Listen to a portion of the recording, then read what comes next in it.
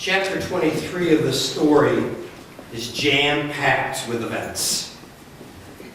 In just 13 pages of this chapter, the story outlines the beginning of Jesus' ministry. It shares with us in just 13 pages the baptism of Jesus in the Jordan by John the Baptist, then moves to the temptation event. In this chapter, it talks about Jesus choosing his disciples. It talks about his first miracle at the wedding of Cana of Galilee. It talks also about Nicodemus slithering to Jesus in the dark, and Jesus sharing with him how one must be born again and born of the Spirit. We read about the Samaritan woman at the well, where Jesus tells her who he truly is. The first part of Jesus' ministry is about casting out demons, healing on the Sabbath, which all leads to the anger of the Pharisees in the plot to bring Jesus down. What I'm about to preach was not found in the 23rd chapter of the story. I'm looking at another event that is early in Jesus' ministry, which is the cleansing of the temple. A time in Scripture where Jesus became angry and showed righteous indignation. Now, a few thoughts about this. Please understand that each of the four Gospels, Matthew, Mark, Luke, and John, record this event. Said it many times. Whenever something appears in all four Gospels, it ought to get our attention. Please understand also that the Synoptic Gospels, Matthew, Mark, and Luke, record this happening at the temple just after Palm Sunday, towards the tail end of Jesus' life. After Jesus triumphantly enters into Jerusalem, he hightails it over to the temple and gets something done. Only the Gospel of John, of the four Gospels, places this event early in the life and the ministry of Jesus. In John's Gospel, it follows the miracle at the wedding of turning the water into wine, and then Jesus goes to the temple. I'm going to take John's word for it this morning. I'm going to imagine that this does happen early on in the life of Jesus' ministry. I'm not going to say much more about that because I want to move to what's really important. Are you ready? Anger. Let's talk about getting angry. Let's talk about those events, those occurrences, those happenings, those triggers that just set you off. Now, in a few moments, never done this before, but follow me, Barry. I'm going to invite you to play in my playpen this morning in just a few moments. I'm going to ask you, what are some of the triggers that anger you? And you can just shout them on out, but not yet, because it wouldn't be fair if I didn't share mine first. You know what really ticks me off? Now, before I share what really ticks me off, I will guarantee you, my lovely wife is not here. She's teaching children's church. If any of you go to her and ask, what is Mark's anger trigger? I will guarantee you she'll nail it. She'll know it. She's lived through it. Are you ready? My anger trigger is anything that has to deal with a drive-up window. Drive-up windows drive me nuts. An ATM? You have got to be kidding me.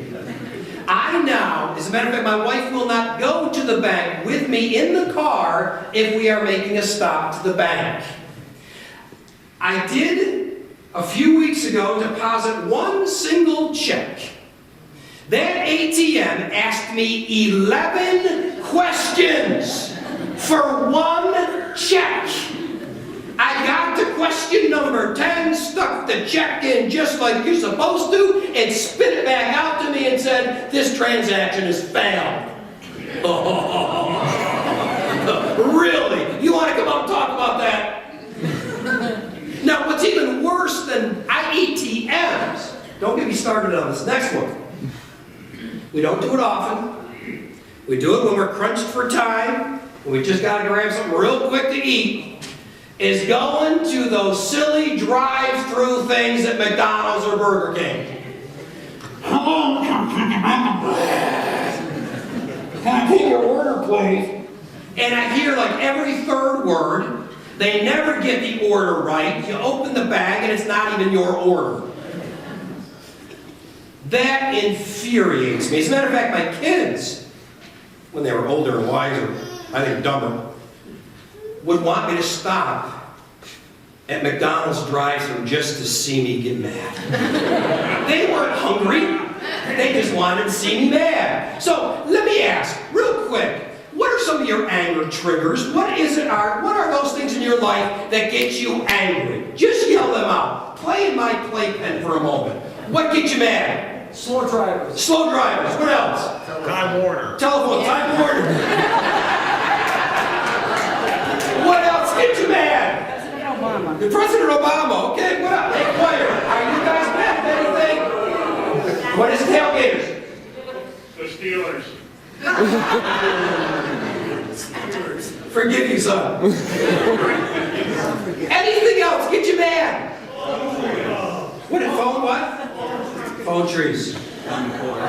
What is it? Common Core. Yeah. Oh, man. You got some, right? So do I.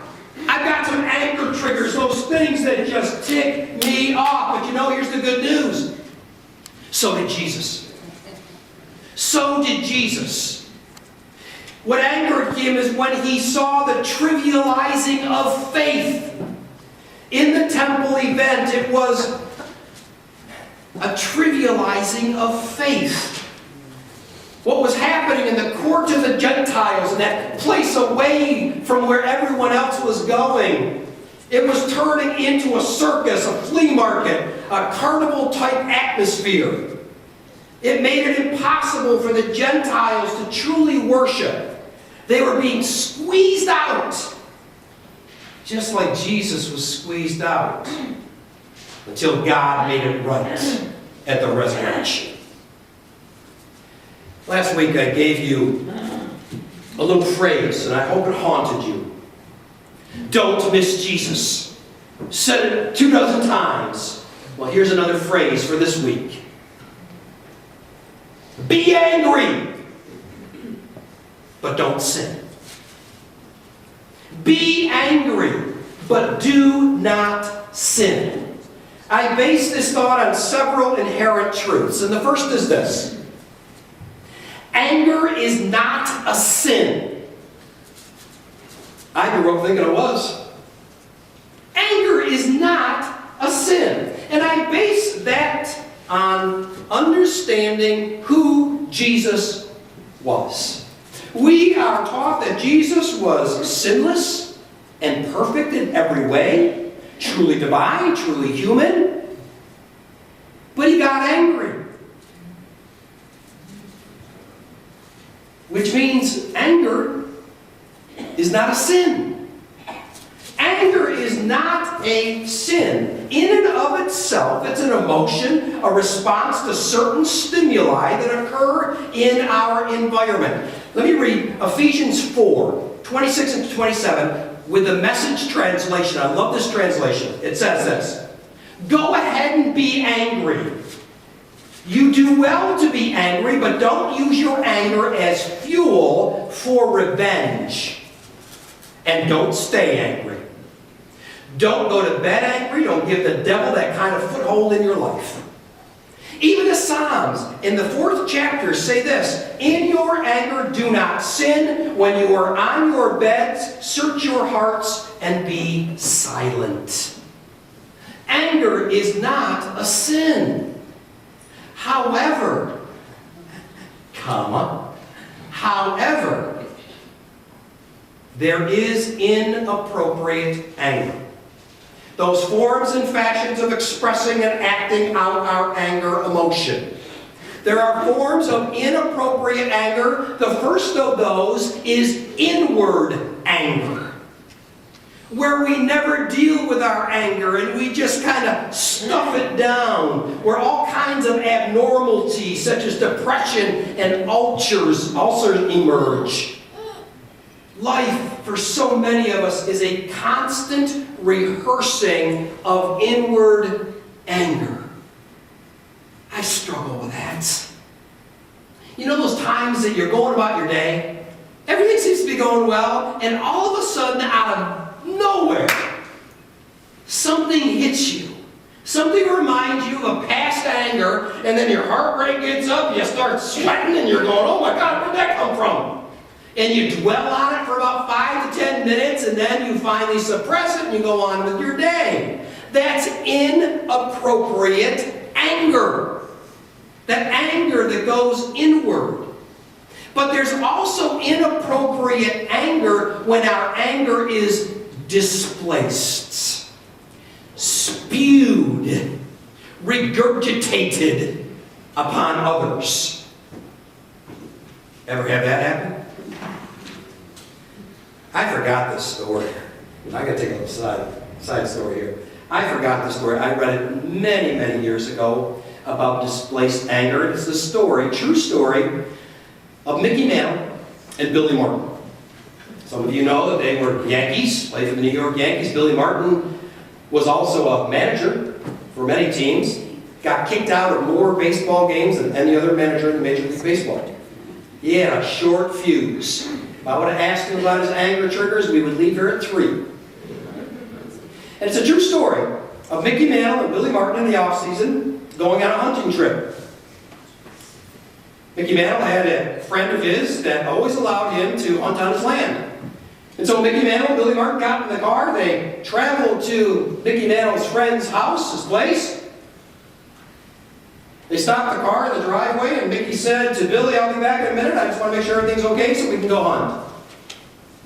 Mickey went in the house, talked with his buddy. His friend said, absolutely, you're welcome here. Anytime you want to hunt, it's all yours. But Mickey, would you do me a favor? You see, I have a blind mule in my barn, on his last legs. He really needs to be put down. I can't do it. Would you do it for me before you go hunting? Mickey said, sure, I'll do that. That's not a problem. He left the house, he made his way back to the car in the driveway, and he concocted a scheme to get to Billy Martin. He said, I'm going to play this for all it's worth. I'm going to pretend I'm angry at this guy, and I'm going to get in the car, and I'm going to go off. And he did. He went in the car. He slammed the car door. He said, Billy, I can't believe it. This guy won't let us hunt. I am ticked. I am angry. He is a jerk. I am so angry, I am going to take this car, I'm going to go right down to his barn, and I'm going to shoot his mule. Well, Mickey Mantle then just punches the accelerator, goes right down to that barn. In the meantime, Billy Martin's looking at the passenger side going, Mickey, take a breath. Hang loose. You're too angry. Mickey continues to play for all it's worth. He gets out of that car, he slams it, he's swearing and everything. He goes right to the barn, and within 20 seconds, there's a gunshot. Billy heard it in the front seat, passenger side of the car. A few moments later, Mickey Mantle comes back out of the barn, comes into the car, and to his surprise, Billy Martin had his window down. His rifle was sticking out of the window, and it was smoking. Mickey said, what did you do, Billy? Billy Martin said, I got so mad at you seeing so mad, I just shot 2 of his cows.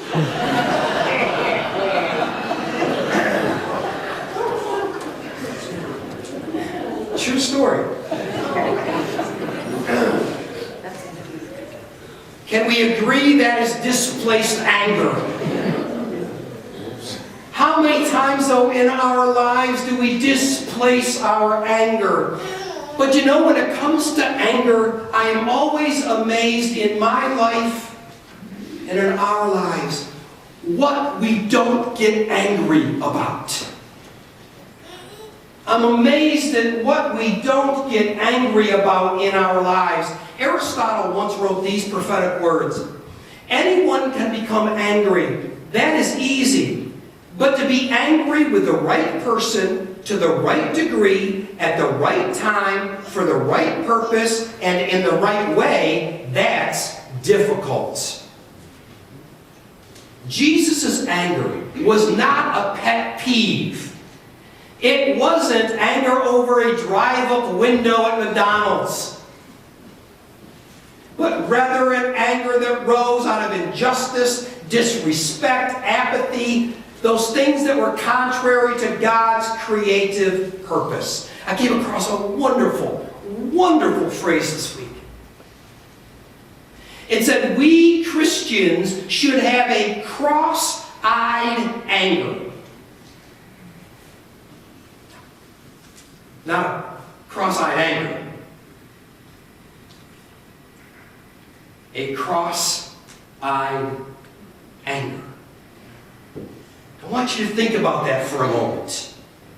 Our anger ought to be birthed as we envision the cross and embrace the essence of Jesus' ministry and mission. I am amazed at what we don't get angry about when we look at the cross. Why aren't we angry that with every breath we take, every 3 seconds, a child somewhere in this world dies of starvation? Why doesn't that get us angry? Why aren't we angry to know that in Africa only $1 a day is enough to provide all the medical care needed to prevent and eradicate any disease? Why doesn't that get us angry? Why aren't we angry when abuse happens, whether it be mental, emotional, physical, sexual? We live in a society that tolerates it. Why don't we get angry? Why aren't we angry over all the isms that continue to find a foothold in our society, whether it's racism or sexism or ageism and all the others? Why aren't we angry over them? Why aren't we angry over our social and economic inequality and this wonderful 30 to 40-year war on drugs that have created a system where black males are 9 times more likely to be arrested than white males, even though the drug use is the same? Why aren't we angry over that? Why aren't we angry that on any given day, 600,000 people are homeless? And of those 600,000, it is estimated 60,000 of them are veterans. Why doesn't that get us angry? Why aren't we angry as a denomination that for the last 40 years, we've seen a loss of 22% of our membership. Last year, 40% of American United Methodist churches received no new members. And today, as I stand before you, the median age in the United Methodist Church is 59 years old. Now, I'm 55. That's seeming pretty middle-aged to me right now. But how many 118-year-olds are there here this morning? Why doesn't that get us angry? Be angry, but do not sin. Let us allow our anger to drive our passion toward justice and mercy, forgiveness and grace. Let's commit to a cross-eyed anger, a way of being that reflects Jesus in every way, a way of living that is truly alive and ever ready to advocate for the marginalized, the displaced, the unnoticed, the forgotten, the ostracized, and the misunderstood. Be angry, but do not sin, as we drive out those things that make all God's children less than children of God. Be angry, but do not sin, as we scatter the forces of apathy and indifference. Be angry, but do not sin, as we turn our human selfishness toward the selflessness of the one we worship, Jesus. Let us pray. Wonderful God, we thank you. We need to wake up. We need to develop a passion, a zeal to be your disciples. We do need to get angry about those things that indeed are unjust, that lack mercy and grace. And stop being upset over those little things that mean so little. Lord God, we thank you for the example you give to us this morning. And may all we say, think, and do bring passion to building your kingdom without sin. In your holy name we pray. Amen.